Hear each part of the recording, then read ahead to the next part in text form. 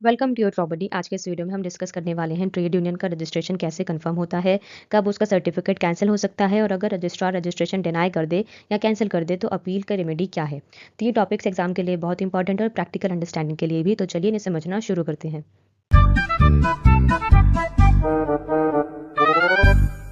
Section 9 बात करता है registration of trade union and the cancellation. इसका सबसेक्शन 1 कहता है कि जब रजिस्ट्रार सेटिस्फाई हो जाता है कि ट्रेड यूनियन ने चैप्टर के सारे रिक्वायरमेंट्स कंप्लाई कर लिए हैं, तब वो ट्रेड यूनियन को ऑफिशियली रजिस्टर करेगा, प्रिस्क्राइब्ड फॉर्म में रजिस्टर मेंटेन करेगा और उसमें ट्रेड यूनियन के पर्टिकुलर्स एंटर करेगा। मतलब रजिस्ट्रेशन ऑटोमेटिक नहीं होता, पहले कंप्लायंस चेक होता है।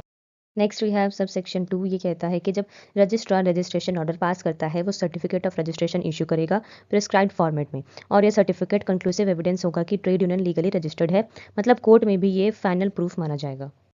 Next we have sub section 3। ये कहता है कि सर्टिफिकेट इशू करने के बाद रजिस्ट्रार ट्रेड यूनियन का नाम और उसके डिटेल्स ऑफिशियल रजिस्टर में एंटर करेगा। सबसेक्शन 4 कहता है कि जो ट्रेड यूनियन पहले ट्रेड यूनियन एक्ट 1926 के अंडर वैलिड रजिस्टर्ड थी और कोर्ट के कमेंसमेंट के टाइम वैलिड थी, उन्हें ऑटोमेटिकली इस कोर्ट के अंडर रजिस्टर्ड माना जाएगा। लेकिन कंडीशन क्या है? कंडीशन है कि यूनियन को रजिस्ट्रार के पास स्टेटमेंट फाइल करना होगा, एग्जीक्यूटिव का कॉन्स्टिट्यूशन कोड के अकॉर्डिंग होना चाहिए और रूल्स को सेक्शन 7 के अकॉर्डिंग अपडेट करना होगा। रजिस्ट्रार अपने रिकॉर्ड्स अकॉर्डिंगली अमेंड करेगा। Next we have sub section 5। ये कहता है कि रजिस्ट्रार सर्टिफिकेट कैंसिल या फिर विड्रॉ कर सकता है। किन सिचुएशन में?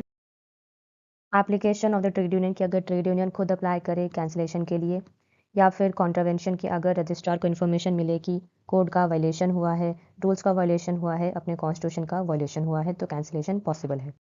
या फिर जो मेंबरशिप है वो फॉल कर जाती है बिलो द मिनिमम रिक्वायरमेंट, अगर मेंबर्स टोटल वर्कर्स के 10% से कम हो जाए या फिर 100 वर्कर्स से कम हो जाए, जो भी लेस हो, तो रजिस्ट्रेशन कैंसिल हो सकता है।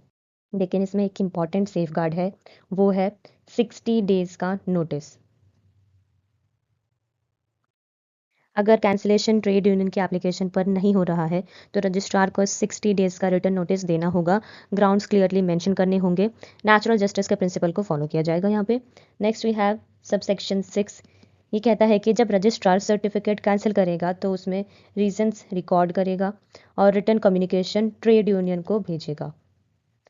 नेक्स्ट वी हैव सेक्शन 10, जो कि बात करता है अपील अगेंस्ट नॉन रजिस्ट्रेशन और द कैंसिलेशन। इसका सबसेक्शन 1 कहता है कि अग्रीव्ड पर्सन अपील फाइल कर सकता है ट्राइब्यूनल के पास within the prescribed time period. यानी कि अगर रजिस्ट्रार ने रजिस्ट्रेशन रिफ्यूज़ कर दिया या फिर सर्टिफिकेट कैंसिल कर दिया, तो जो अग्रीव्ड पर्सन है वो अपील फाइल कर सकता है ट्राइब्यूनल के पास within the prescribed time limit.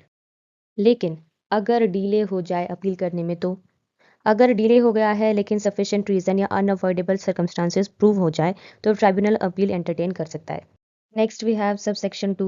ये कहता है कि ट्राइब्यूनल दोनों पार्टीज को सुनेगा। उसके बाद ट्राइब्यूनल अपील डिसमिस कर सकता है या फिर रजिस्ट्रार को डायरेक्शन दे सकता है रजिस्ट्रेशन करने के लिए, या फिर कैंसिलेशन ऑर्डर सेट असाइड कर सकता है। और जो भी ये ट्राइब्यूनल का ऑर्डर होगा, उस ऑर्डर की कॉपी रजिस्ट्रार को फॉरवर्ड करी जाएगी। ठीक है। So this was simple explanation of section 9 and section 10 of industrial relations code 2020। अगर आपको वीडियो यूजफुल लगा हो तो वीडियो को लाइक करें, शेयर करें और चैनल को सब्सक्राइब करें। Thank you.